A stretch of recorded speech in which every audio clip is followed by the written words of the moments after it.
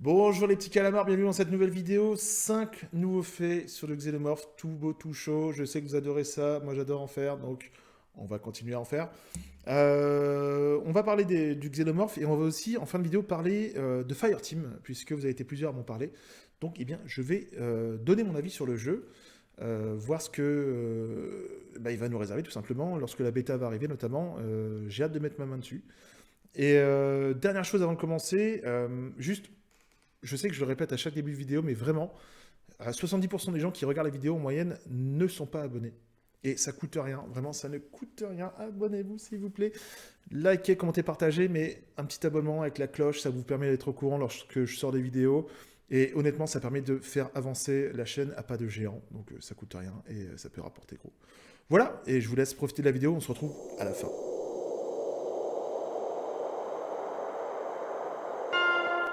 Et on va commencer avec une première question, à savoir, que mange le xénomorphe?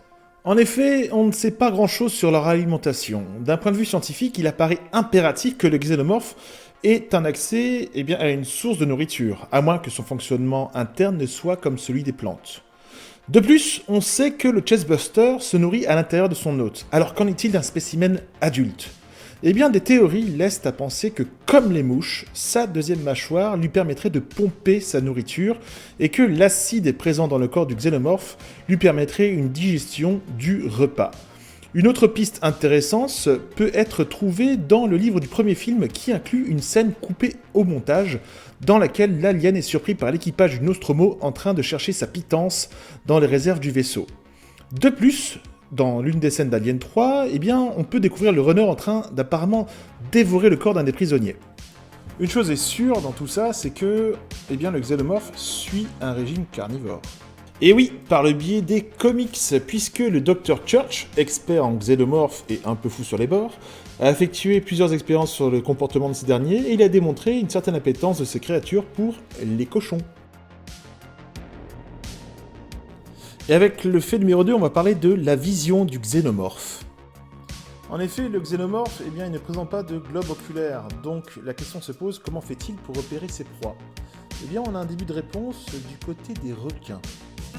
En effet, on imagine que le xénomorphe pourrait avoir à sa disposition un appareil sensoriel assez identique à celui du requin, et chez le requin, ça s'appelle les ampoules de Lorenzini. Alors qu'est-ce que c'est? C'est un organe sensoriel présent sur la peau du requin, qui permet à ce dernier de localiser avec précision le champ électromagnétique de ses proies. La deuxième hypothèse, c'est l'écolocalisation. Le xénomorphe se déplacerait comme nos bonnes vieilles chauves-souris terrestres. Et avec ce troisième fait, on va parler du dos des xénomorphes, puisque vous l'aurez remarqué, la quasi-totalité des spécimens de xénomorphes, hormis le runner, ont dans leur dos 4 mystérieux tubes. Alors, encore une fois, pas de réponse sûre et certaine, mais selon des études menées par la Wayland, on peut être en mesure d'estimer que ces tubes serviraient à faciliter la respiration de l'alien. En réalité, ces tubes ont été inclus par H.R. Giger afin d'équilibrer le design de la créature. Il est aussi dit que le script d'Alien Résurrection apporterait une autre utilité aux tubes. Ils auraient servi à répandre de la résine nécessaire à la prospérité du nid et de la reine. Et je vous vois déjà tapoter nerveusement sur vos claviers parce que vous n'êtes pas content avec la manière dont j'ai prononcé H.R. Giger, mais j'y peux rien, je le dis comme ça. Et pour l'avant-dernier fait, on va parler du sang acide de l'alien. Et oui, en effet, ce n'est plus à démontrer, le sang d'alien est acide et il peut percer un nombre incalculable de matériaux. Mais ce qu'on ne sait pas trop, c'est son utilité en dehors du mécanisme de défense passif. Il y a une théorie qui laisse à croire que le sang d'alien aurait un peu comme utilité une forme de biocharge, c'est-à-dire qu'il régénérerait l'alien et lui apporterait toute l'énergie dont il aurait besoin pour vaquer à ses occupations quotidiennes. Ce qui expliquerait aussi pourquoi l'alien peut survivre dans des situations climatiques extrêmes. Il est aussi intéressant de remarquer que l'alien, en tout cas le sang d'alien, disposerait d'un niveau d'acidité assez différent, puisqu'on peut remarquer que dans le premier film, l'acide généré par le facehugger déploie une puissance incroyable qui permet de percer plusieurs ponts du Nostromo. Dans Alien 2, l'alien qui blesse le caporal X a un acide qui semblerait être moins puissant, puisque l'armure corporelle du caporal encaisse la plus grande partie du choc, ainsi qu'une partie de son visage d'ailleurs.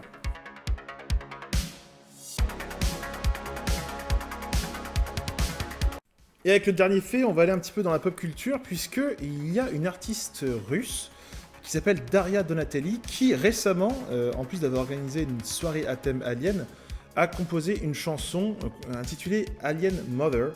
Daria Donatelli, c'est une artiste, donc je vous disais russe, qui fait de l'électro-pop un peu kitsch, style un peu Carpenter Brut, mais en moins violent. Et c'est vraiment sympa, la chanson est super cool. D'ailleurs, je vais vous en jouer un extrait maintenant.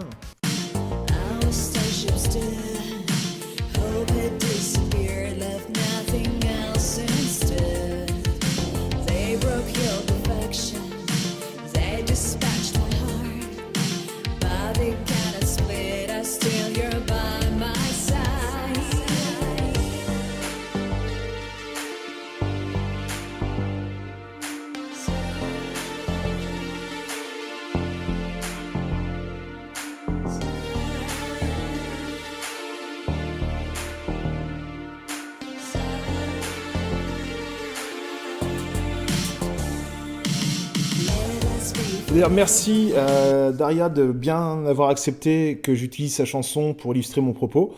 Et n'hésitez pas à aller sur Spotify, Apple Music, etc. Vous pouvez la découvrir sur YouTube aussi, je vous mettrai un lien pour sa chaîne. Ça vaut vraiment le coup, c'est une ambiance électro-pop années 80, et la chanson sur Alien est vraiment mortelle. Et voilà les petits calamars, on arrive à la fin de cette vidéo, et chose promis, chose due, je vais vous donner... pas mon avis parce que le jeu n'est pas sorti, mais mes premières impressions sur ce que j'ai vu de Fireteam, notamment par le biais des différentes bandes annonces et de la vidéo des 25 minutes de gameplay. Ça a l'air cool, ça a l'air vraiment, vraiment super cool. Je regrette qu'il n'y ait pas de mode vue première personne, mais bon, c'est un choix. Il y a énormément de Left 4 Dead-like qui... Enfin, énormément non, mais il y en a quand même 2-3 qui... sont annoncés pour cette année, et on a Seconde Extinction qui a débarqué en alpha ou en bêta, je sais plus. On a qui d'autre? On a Darktide dans l'univers de Warhammer 40K qui devrait sortir cette année également. Et là on a Fireteam. Ça a l'air génial. La seule interrogation que je vais avoir, c'est plus sur la question du xénomorphe, dans le sens où lorsque l'on joue à Left 4 Dead ou à Vermintide, l'ennemi en soi, un seul ennemi, est pas dangereux. Un Skaven, ça se bute à coup d'épée, un zombie, un coup de chevrotine ou un coup de Uzi en pleine poire, et on n'en parle plus. Là, on a quand même des xénomorphes en face. L'organisme parfait, et on l'a vu dans des jeux comme Alien Isolation, et dans Alien vs Predator, même 2-3 xénomorphes dans Alien vs Predator, c'était quand même... c'était des cochons, hein, il fallait s'en débarrasser, les petits salopards. Et dans Alien Isolation, je vais pas vous faire un dessin, un seul xénomorphe, ça vous met la dose pendant 12 heures. Donc là, je me dis, en buté par paquet de 200 dans des couloirs comme ça, est-ce que ça va pas désacraliser le mythe de la dangerosité du xénomorphe, puisqu'on ne va plus trop redouter de se faire prendre en embuscade par un alien. Mais encore une fois, c'est un gameplay différent. Donc, c'est moi qui chipote un peu et qui casse les couilles. C'est une interrogation que j'ai par rapport à ça. Mais honnêtement, j'ai très hâte qu'ils sortent. Et évidemment, on fera des lives ou des let's play dessus. J'ai des potes qui sont chauds pour la voir, et puis évidemment on a les gens du Discord.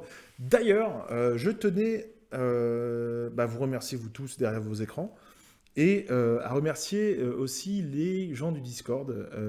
Je cite notamment au pif, je fais du name dropping un peu au hasard: Streg, Speed, King, Evarus, Vitol, Vulcain, Kat, Enge, Sangarm, Thanatos, Madora, le fromage, et voilà.